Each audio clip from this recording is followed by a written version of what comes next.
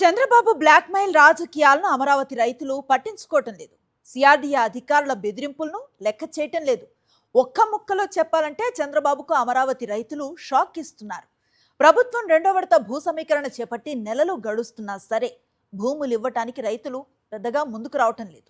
అమరావతి నిర్మాణం, రెండో భూ సమీకరణ ప్రక్రియ ఇప్పుడు చర్చనీయాంశంగా మారాయి. రెండో దశలో 16,666 ఎకరాల భూమిని సమీకరించడానికి ప్రభుత్వం లక్ష్యంగా పెట్టుకుంది. నోటిఫికేషన్ ఇచ్చి నెలలు గడుస్తున్నప్పటికీ రైతులు మాత్రం భూములు ఇచ్చేందుకు ముందుకు రావడం లేదు. ప్రభుత్వ లక్ష్యం 16,666 అయితే ఇప్పటి వరకు కేవలం 4,000 ఎకరాలు మాత్రమే రైతులు పూలింగుకు ఇచ్చారు. లక్ష్యం ప్రకారం ఇంకా 12,600 ఎకరాలు సమీకరించాల్సి ఉంది. ప్రతి గ్రామ సభలో రైతులు తిరగబడుతుంటే చేసేదేమీ లేక అధికారులు వెనుతిరుగుతున్నారు. అమరావతి పనులు శరవేగంగా సాగుతాయని, తమ సమస్యలు త్వరితగతిన పరిష్కారం అవుతాయని మొదటి దశలో భూములు ఇచ్చిన రైతులు భావించారు. అయితే వారి ఆలోచనలు తలకిందులవుతున్నాయి.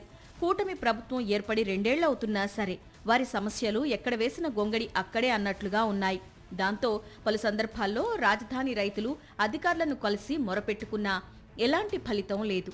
అమరావతి నిర్మాణంపై ప్రభుత్వం చెప్పే మాటలకు, క్షేత్రస్థాయిలో జరుగుతున్న వాస్తవాలకు అసలు పొంతన లేదని తెలుసుకున్న రైతులు చంద్రబాబు ప్రభుత్వ మోసాన్ని నిలదీస్తున్నారు.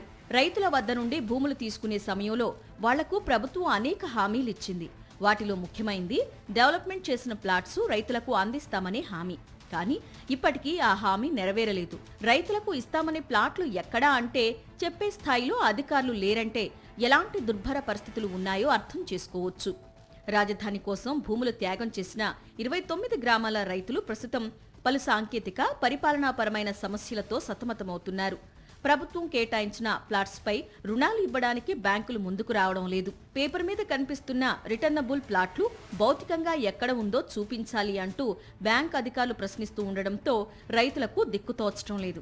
అంతేకాదు చాలా చోట్ల మౌలిక వసతులు అభివృద్ధి చెందకపోవడంతో రుణాలు మంజూరు చేయటానికి బ్యాంకులు ముందుకు రావడం లేదని రైతులు వాపోతున్నారు.